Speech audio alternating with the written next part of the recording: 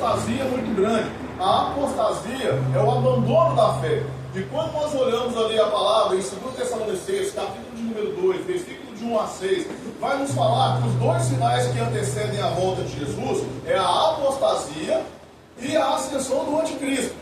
Só que quando eu penso em apostasia, talvez gere no meu coração a sensação de que as pessoas vão se desviar do Evangelho. E sim, está correto. Mas não naquele sentido de simplesmente ir para a igreja e não voltar mais. Não simplesmente naquele sentido de não querer mais fazer parte dos trabalhos da igreja. Não simplesmente sair daqui e pular carnaval, ou ir se drogar, ou ir se prostituir. Não. A apostasia ela é muito pior do que isso. Porque a verdadeira apostasia ela vai permitir que as pessoas continuem dentro da igreja, mas totalmente longe de Deus. E a apostasia que está diante de nossos olhos, não há como combater. Por que não há como combater? Porque a palavra de Deus, ela nos assegura que isso iria acontecer. Então, uma vez que Deus entrega uma palavra, não há nada que eu possa fazer para impedir isso. Agora, o que é que eu posso fazer então? A Bíblia fala que vai acontecer mesmo, vamos lá entrar na correnteza e descer com todo mundo? Não, meu irmão. Existem coisas absurdas que vão acontecer em nosso meio, mas não quer dizer que nós precisamos fazer parte. Existem coisas que vão acontecer que a gente vai olhar assim, e o próprio Jesus falou coisas estarrecedoras, coisas assustadoras, coisas abomináveis irão acontecer em nosso meio. Sim, verdade. Muitos se escandalizarão uns com os outros, verdade. Mas não quer dizer que eu tenha que estar no meio do escândalo. Não quer dizer que eu, de forma individual, precise andar de mão dada com aquele que não quer um compromisso com a palavra. E o resultado disso não é de imediato. Porque Satanás, ao contrário do que as pessoas pensam, ele não vem te dar uma rasteira imediata. Ele vem plantando sementes.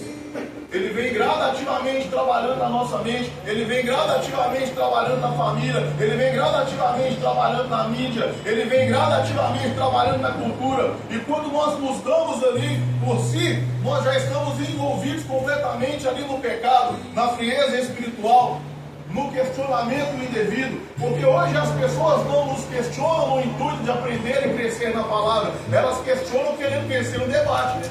Elas se enquadram no livro de Provérbios capítulo 3, versículo 7, que são sábios a seus próprios olhos. Todos têm uma opinião, todos se expressam, todos colocam um versículo no status, entram em redes sociais e querem pregar, mas estão todos vazios da verdadeira humildade que faz o homem crescer, quer buscar ao pé da cruz a palavra.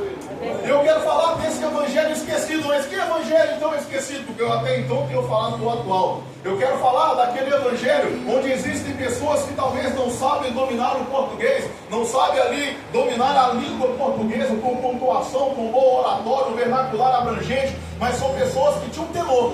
São pessoas que tinham o joelho calejado. Eu não sei se vocês tiveram a oportunidade de conhecer alguém com o joelho calejado. É raro, mas tem.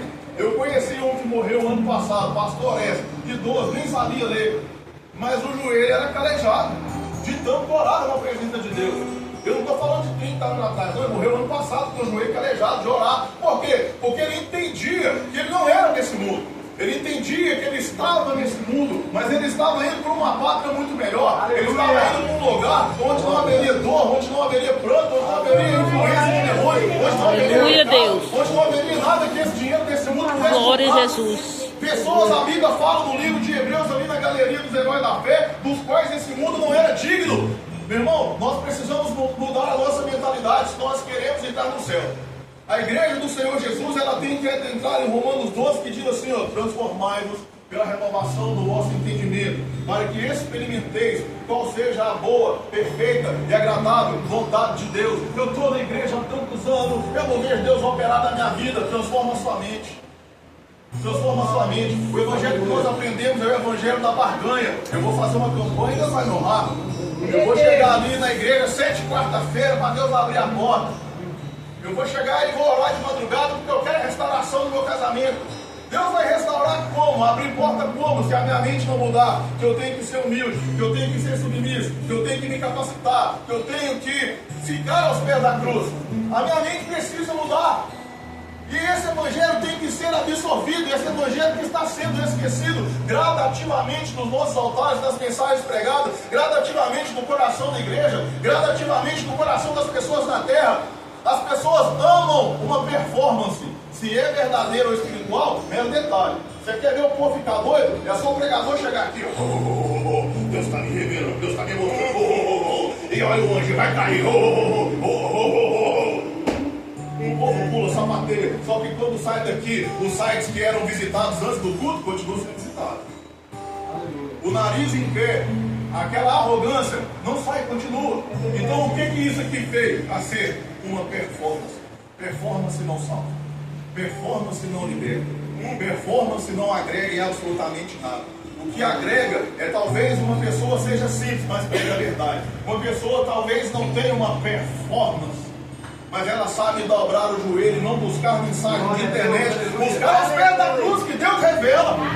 Afinal, a palavra diz: alguém quer sabedoria? Busque que Deus vai dar deliberadamente. Meu irmão, nós somos a igreja do Senhor que vai transformar essa geração. Mas se a gente ficar crendo no evangelho atual e esquecer do evangelho de cura, de unção, de salvação, de libertação, de arrependimento, de renúncia, Deus não nos usará, porque nós estamos aqui moldados ao sistema. Pois hoje eu quero dizer para você uma palavra: não se amolde a esse sistema. Não seja aqui uma pessoa boazinha para ser inserida em um meio social. Seja o chato, seja o quadrado, mas seja o salvo. Continue buscando. Aleluia, Deus. Continue honrando a Deus. Continue pregando o evangelho. Continue fazendo a diferença. Porque são esses que o Senhor Jesus, meu irmão, está cuidando e guardando por todos os dias, até a consumação dos séculos. Aleluia. Glória, glória. Aleluia, Deus. Aleluia, Deus. Deus, maravilhoso. Nós observamos o primeiro texto onde nós lemos no livro de Josué, capítulo 7, onde aconteceu uma catástrofe gigantesca que deixou Josué extremamente confuso. Josué, ele vinha de uma carreira militar muito bem sucedida e de uma carreira ministerial muito bem sucedida. E o motivo desse não é apenas porque ele era destemido. Ele era, sim, aceitava as missões que Deus colocava na sua mão, sim. Josué era um homem temente, obediente e principalmente ousado. Porque quando Moisés enviou ali os 12 espias para espiar a terra prometida, 10 daqueles homens voltaram desanimados. Não dá não, você está doido, lá tem gigante, nós vamos morrer tudo, não dá não. Josué e Caleb, dois jovens, doidinhos da cabeça, falou assim: que não dá o quê, rapaz? Se Deus que está enviando para a gente garantiu que ele vai dar a nossa mão, como é que não dá?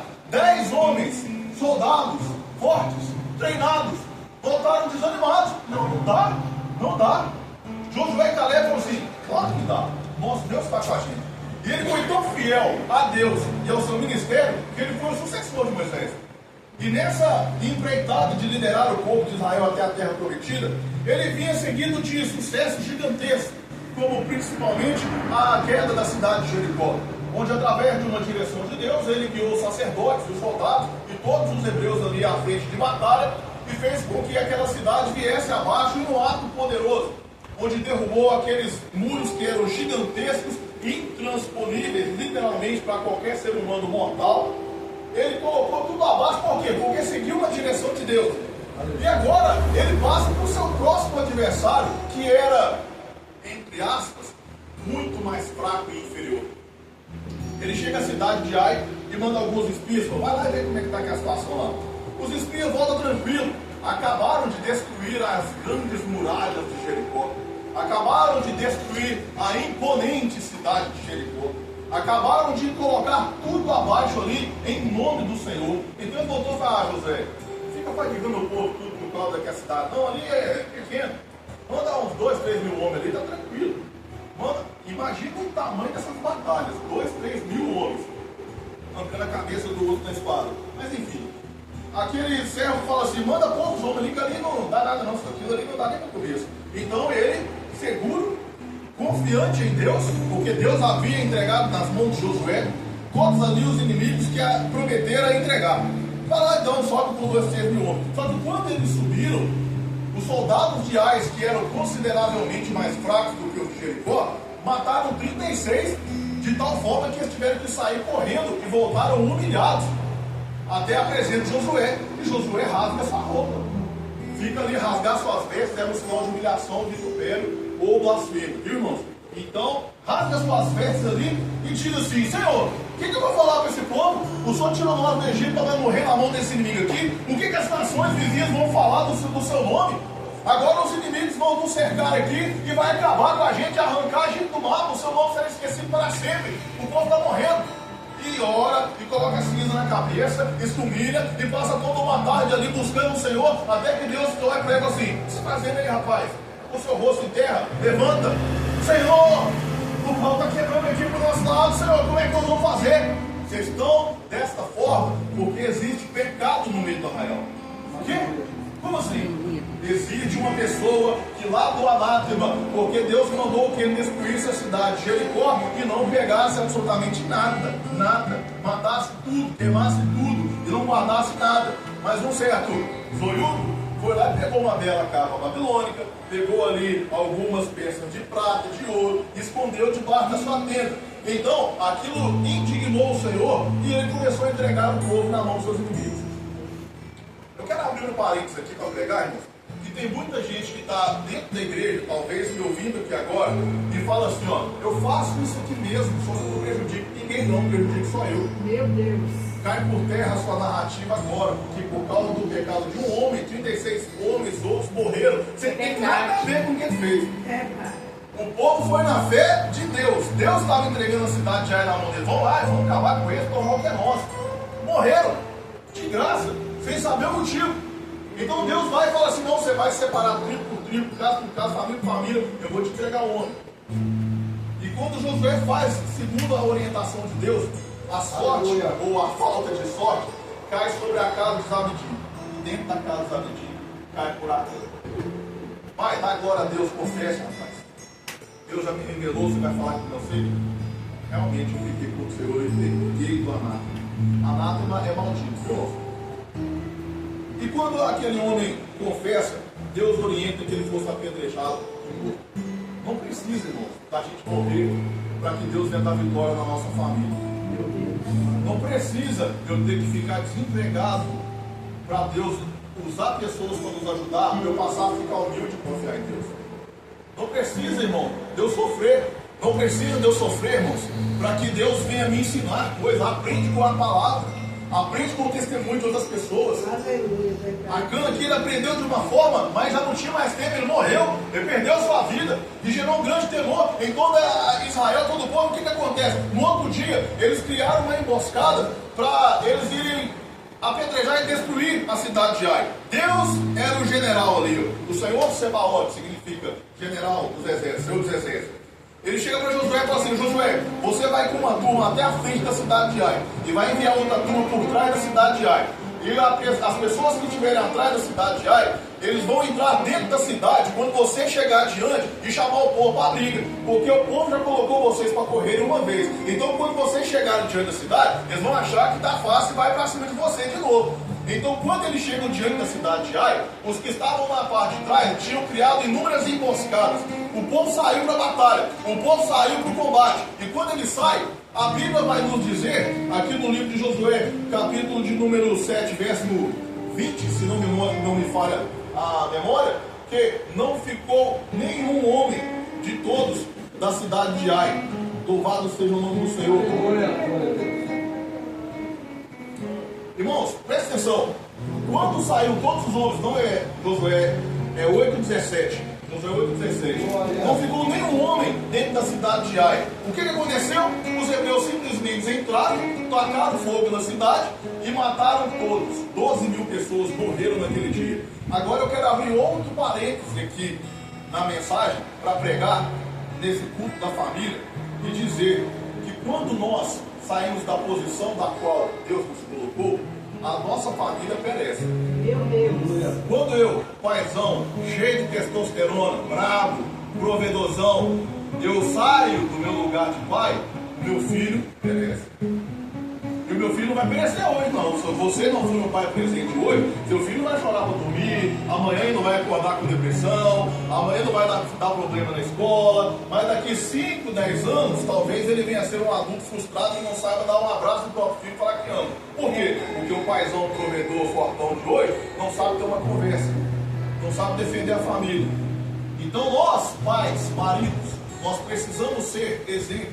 Nós precisamos beijar nossa esposa, fazer um carinho, conversar amigavelmente, se assentar à mesa para comer, pegar o menino e cortar ele no couro, que fica bagunça, mas também levar ele para fazer bagunça, ralar o joelho, arrancar a cabeça do dedão, né? E brincar com ele, ensinar a nadar, ensinar a luta. Eu fui ensinar a luta aos meninos lá em casa, e eu vou ter uns comentários no WhatsApp, mas vai quebrar a perna dele ali, escuta, uma coisa dessa, jamais, né? A cara do Renan é pra cima, né? Chutinho de nada. Mas o que? Isso está estreitando as amizades, e lá na frente, meu irmão, a semente que você planta hoje vai germinar, você vai criar para esse mundo homem de valor, homem de respeito, homem que assume responsabilidade, esposas amadas, queridas, não que eu seja esposa, né? Mas nós devemos absorver os princípios bíblicos em ser dóceis, em ser ali em ser ali submissas. Por quê? Eu falei com a minha esposa assim, a gente sempre fala sobre essa questão, eu falo assim, a maior bênção que Deus poderia entregar para uma pessoa era ser submissa a outra. Imagina que eu vou fazer uma viagem de 1.000 quilômetros, eu falo com a minha esposa assim, deixa que eu levo o carro, pode descansar. Tá ruim? Aleluia. Tá ruim? Sério? As irmãs ficam às vezes bravas quando a gente fala assim, mas é isso. O homem é o cabeça, o homem decide. Oh, glória! Não à frente das coisas, aleluia! E a esposa está ali. Irmão, qual que é mais fácil? Às vezes a sociedade, ela colocou na cabeça que é humilhação. Não, tá tendo guerra aqui e vai morrer muita gente. Não, você fica aqui e eu vou para a guerra. Tá ruim? Então nós temos que aprender, irmão. Esse é o evangelho esquecido. É o evangelho que ele é moldado de acordo com a cultura. É o evangelho onde você ser fiel é porque você é trouxa. É o evangelho onde você ser submisso a Deus e a palavra e a sua família. Você está saindo fora de uma cultura e está sendo machista. Você está sendo feminista. Você está sendo qualquer coisa ista. Só que o evangelho verdadeiro, a família tradicional é essa. É a família unida. Aleluia, onde o pai aleluia, a autoridade, a mãe educa, ensina. Não passa por cima da ordem do pai. Onde quando a mãe está botando o filho no couro, o pai fala assim, nunca nem vi, nem aqui eu tô. Onde o pai está corrigindo, a mãe fala assim, filha, resolve essa pai aí. Mesmo que depois no quarto você fala, você está doido, faça isso no meu bebezinho. Mas na frente do bebezinho, deixa o bebezinho se lascar.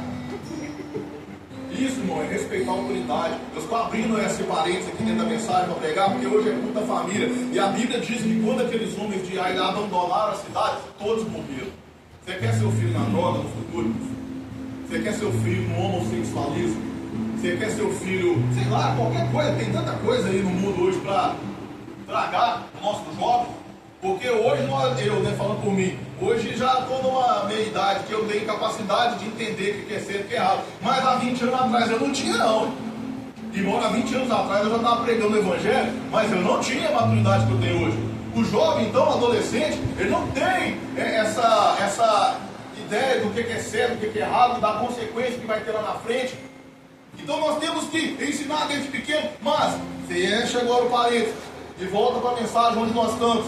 Nós observamos aqui o livro do profeta Isaías, um livro maravilhoso, messiânico, o maior profeta da Bíblia Sagrada, não porque ele era melhor do que alguém, mas é o que mais profetizou acerca de Jesus, da sua vida. Nós vimos o profeta Isaías começando em uma Israel completamente pecadora, completamente irreverente àquilo que Deus ensinava. Nós vemos ele no meio do povo que não queria ouvir o profeta, porque o verdadeiro profeta, meu irmão, não é o que recebe a aplauso, é o que arruma o inimigo. O verdadeiro profeta não é aquele aclamado, não é aquele ovacionado. O verdadeiro profeta, quando nós olhamos para dentro da Bíblia Sagrada, eles eram cerrados no meio, eles eram lançados do poço, eles eram ali espancados, eles eram ali torturados. Então, meus irmãos, assim foi o ministério do profeta Isaías, ainda que ele era de família real.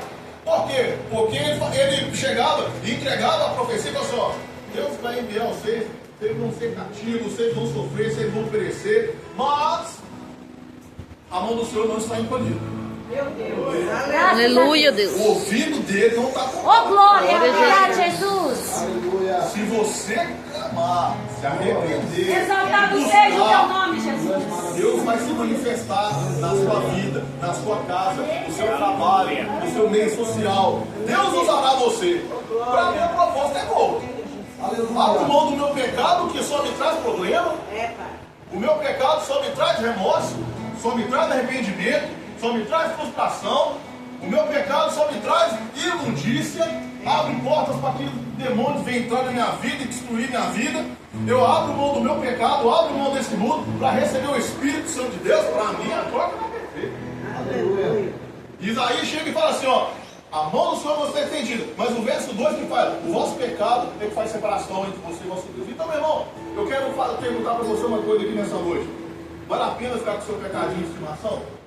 Meu Deus. Vale a pena, às vezes, endurecer a seu serviço quando por Deus você é arrependido? Oh, Deus, vai tratando, Senhor. Vale a pena você falar assim, eu estou na igreja mesmo, mas isso aqui eu não aceito. Não.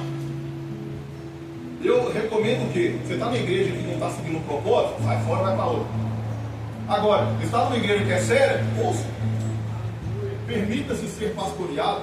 Aleluia. Permita-se ser conduzido. Aleluia. Permita-se ser ali repreendido pelo Senhor através da vida do corpo da igreja. Permita-se que o evangelho que está sendo esquecido por muitas pessoas, ele venha dar fruto na sua vida. Porque hoje, irmão, eu falo assim, tem pessoa que ela tem muito dinheiro, quando ela pega aqui, é pano, joga o pano.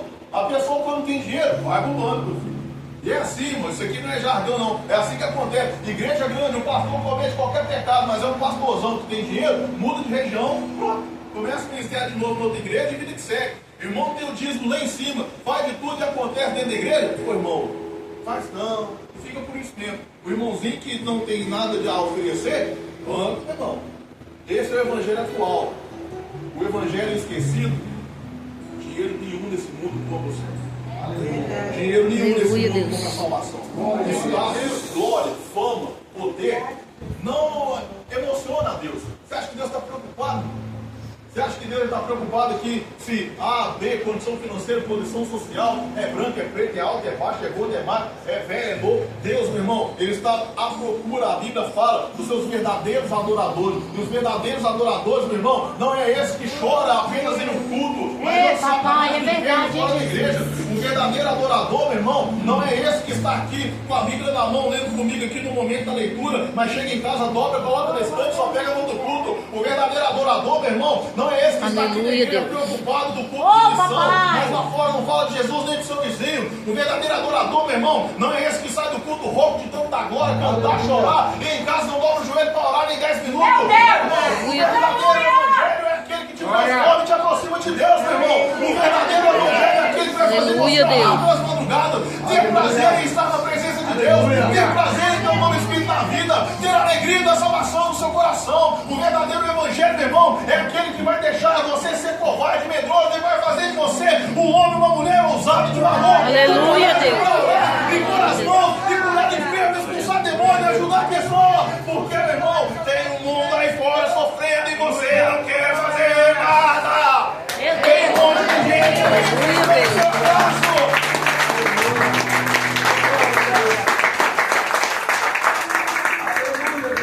Louvado seja o nome do Senhor. Eu observo ali no Evangelho de João, capítulo 17, versículo 20 a 22, diz assim, ó, Jesus orando pelos crentes do mundo. Não peço somente por eles, mas também em favor das pessoas que vão crer em mim por meio da mensagem deles. E peço que todos sejam um, assim como tu, meu Pai, estás unido comigo, e eu estou unido contigo. Que todos os que crerem também estejam unidos a nós, para que o mundo creia que tu me enviaste. A natureza divina que tu me deste, eu reparti com eles, a fim de que possam ser um, assim como tu e eu somos um. Irmão, presta atenção na profundidade desse texto. A natureza divina que tu me deste, eu reparti com eles. Meu Deus, é lindo. Jesus tinha ousadia para bater a mão nesse tipo assim, ó. Levanta. Meu Deus. Jesus tinha ousadia. Irmãos, hoje a gente não pode falar nada. O povo é fresco demais, o povo é frouxo demais. Qualquer coisinha que você fala com ele assim. É verdade. Meu Deus, maravilhoso. A mulher chegou para Jesus e falou assim: eu estou precisando de um milagre. Eu vou tirar o pão da mesa e dar para o cachorro? Você que lute. Jesus parecia uma época de liga. Até ficar. do que com... Eu esqueci o nome, mas tem um pregador famoso aí da internet que fica massageando o ego do povo, com as palavras docinhas assim. Eu não lembro o nome não, mas ele é famoso aí. O que é? Fala bem milionário. Eu nunca ouvi uma pregação dele, mas eu conheço a fama de ficar massageando o ego do povo, usar palavrinha bonita, sei do quê. Aí o povo gosta. Mas Jesus, não é não? Não tem que jogar, não. Bem, vamos entrar no debate aqui não, né? Vamos voltar para a mensagem. Mas enfim, Jesus era mais agressivo e grosso, mano. Chegava para as pessoas e falava assim, vai tirar o pão da mesa e dar para o cachorro? A pessoa que tinha que se humilhar falava assim, não senhor, mas os cachorrinhos comem as migalhas que caem na mesa. Aí Jesus olha para trás e fala assim, ó, eu não vi uma fé dentro de Jerusalém, não. Pode ir, o seu milagre está entregue. Irmãos, inúmeras vezes as pessoas, quando é dura e grossa, ela está querendo educar espiritualmente, ela não está querendo agredir. Você acha que Jesus ia chamar o povo de cachorro simplesmente para desfazer de uma pessoa qualquer? Se ele veio ao mundo para salvar a humanidade, ele queria ensinar a perseverança. Você quer mesmo? Paga o preço. Você quer mesmo? Sofre um pouquinho. Você quer mesmo? Dedica. Você quer mesmo? Persevera. Você quer mesmo? Investe. Você quer mesmo? Eu observo a Bíblia, tem inúmeras passagens que eu fico maravilhado, mas o livro de Atos, capítulo 10, fala a história do centurião Cornélio, que ele era fiel a Deus, ofertava a Deus, orava todos os dias e não era salvo. Por que você diz? Porque Deus recebeu lá do céu as ofertas e as orações dele e mandou o apóstolo lá, falando assim, ó, o anjo, mandou o anjo lá. Vai vir, você vai procurar, você vai até Jope, a cidade de Jope, vai entrar na casa de um certo Simão, o curtidor, e lá tem um outro Simão, chamado Pedro. Ele vai vir até você e vai pregar o Evangelho para que você seja salvo. Ou seja, Deus estava recebendo todas as orações dele, mas não era salvo.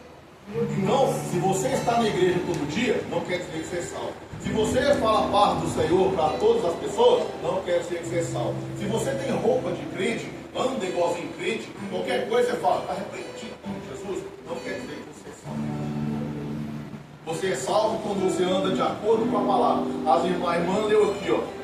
Quando vocês guardarem os meus mandamentos, então sereis meus amigos. Foi isso que leu? Crente tem que guardar a palavra. Mas eu quero te perguntar como você vai guardar a palavra se não houver palavra no seu coração. Meu Deus. Pai. Você quer ver isso? Só vem aqui na segunda-feira que você vê o tanto de pessoa que vai estar na segunda e o tanto que está hoje. Ah, eu amo Jesus, mas você nem sabe defender Jesus. Que amor é esse? As irmãs aqui que amam o marido aqui, mexe com o marido dela, fica doida e defende. É ou não é? Deus, misericórdia. Ah, você vê. E olha o tamanho da irmã. Quem é que vai mexer com o nome? Doido. Mas vamos falar sério. Vamos falar sério. E os peitos? Vocês gostam? Hã? A cara dela como é que mudou na hora. Tá vendo? Nós somos cheios de defeito. Falho, pecador. A gente defende esposa. Mas roda meu parar na hora. Que eu deixei com a minha baixinha pra ver. Tu é doido. Hã? Mas Jesus que a gente diz que ama Deus, perfeito, eu não conheço. Pai. Eu não tenho tempo, não. Aham. Você não tem tempo para o Salvador da sua vida, você vai ter tempo para quê? Pai. Esse é o Evangelho esquecido.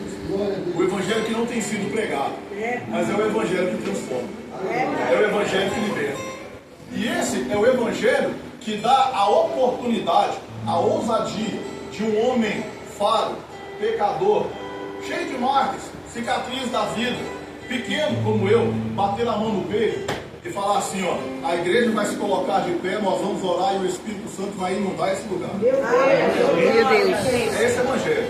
Por quê? Porque eu sou um vaso, mas a Bíblia me chama de vaso de barro, para que eu não me exalte, porque o poder vem do céu. Aleluia, verdade. E eu sou frágil, mas o poder que está em mim não é não. Eu sou pequenininho, mas o Espírito Santo que habita nesse coração de 108 quilinhos, esse é poderoso.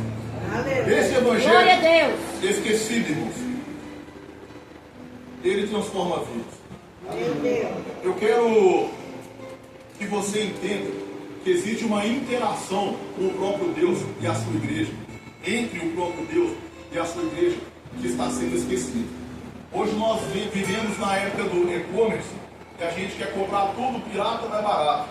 Não tem como comprar o Evangelho pirata e mais barato. Não tem como simplificar. Ah, Senhor, tu sabe todas as coisas. E sabe. Quem manda as pessoas para o inferno não é o diabo, é Deus. Nem o diabo está no inferno. Nem o diabo está lá. É Deus que vai condenar as pessoas. O julgamento não vai ter um capetão com tridente. Você está lá no cara. Não, não vai não. Muito pelo contrário. A Bíblia fala que os salvos, os santos, os crentes, vão julgar os anjos. Ou seja, Satanás está lascado comigo. Não sei, aquele dia, pois é. Mas nós precisamos buscar essa interação com o Senhor. Antigamente, eu não sei aqui se existem muitas pessoas que já têm uma caminhada com Jesus mais longa, como eu tenho, nem tanto, né? Eu tenho só 20 anos só, mas tem gente que deve ter 50, 40, 30, sei lá. Os cultos eram diferentes. Se passasse uma pessoa endemoniada na rua, eu manifestava lá na rua e vinha arrastando para dentro da igreja. E os crentes gostavam. Hoje, se ficar um demônio aqui, o povo quer correr. Mas na época, eu mesmo ficava doido. Então vem então, demônio. Eu ficava vibrando assim. Demônio, eu já vou te mostrar assim. Eu fico doido. Irmãos, eu finalizo essa mensagem deixando Mateus 28, 20. Embora tinha muito mais a falar, mas, né? Ensinando-os a obedecer a tudo que tenho ordenado a vocês. E lembrem disso, eu estou com vocês todos os dias. Obrigado, Jesus. Obrigado, O Senhor. evangelho onde havia curas, ele não é o evangelho do passado, ele é o evangelho real. O evangelho onde Jesus operava milagres extraordinários, não é o evangelho dos apóstolos, o evangelho da minha avó, o evangelho de não sei quem. Ele é o evangelho de Jesus e é eterno. O evangelho onde as pessoas abandonavam os vícios, abandonavam o pecado, abandonavam esse mundo e eram completamente transformados. Ele não é o evangelho de antigamente que era pregado nas igrejas antigas, não. Ele é o evangelho eterno de Jesus. Existem alguns personagens aqui que eu vou citar rapidamente, que eles influenciaram a vida das pessoas ao redor dele, como foi o caso de Acã, como eu já disse. 36 homens morreram por causa do pecado de Acã, ainda que ele achasse que ninguém estava vendo. O profeta Jonas, porque ele desobedeceu uma ordem direta do Senhor, quase que todos os tripulantes daquele barco ali vieram a pique e morreram, por causa da desobediência de um homem apenas. Faraó, todo o Egito sofreu pragas absurdas da parte de Deus, com as quais eles não tinham nada a fazer. Por quê? Porque ele teve o seu coração endurecido. E o interessante é que quando a Bíblia fala que Deus endureceu o coração de Faraó, não quer dizer que Deus interviu no sentimento, nas emoções de Faraó, tornando o seu coração duro. No texto original você vai compreender que Deus o abandonou à própria sorte. Quer dizer, quer endurecer o coração? Vai, mas paga o preço. Toda a nação do Egito sofreu ali pragas terríveis por causa da dureza do coração de um homem. Em contrapartida também, nós observamos Paulo e Silas. Quando estavam na prisão, eles foram covardemente atacados ali, açoitados ali, por ter libertado uma jovem. Eles foram fiéis a Deus. E a fidelidade dele ali, ela acabou acontecendo a conversão do carcereiro e de toda a sua família. Irmãos, da mesma forma que existe um ônus da desobediência, existe um bônus da obediência.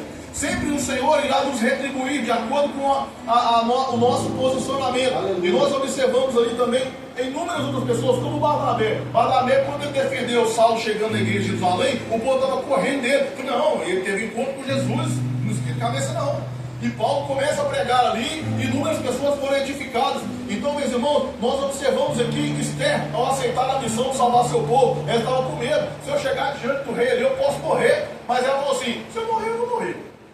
E o seu time falou para ela assim: quem sabe se não é para este tempo que Deus colocou você no lugar que está? Está sofrendo, irmão? Aguenta o sofrimento na presença de Deus. Você está passando por qualquer luta, meu irmão. A Bíblia fala que nossos irmãos em todo o mundo também estão passando tribulação e não nos sobreveio tentação senão humana. Essa tentação que você está sofrendo é humana, mas Deus não é humano. E Ele está aqui nessa noite para entregar a vitória a você. Eu quero convidar você a se colocar em pé nessa noite, irmão, porque nós vamos orar. Glória a Deus, aleluia.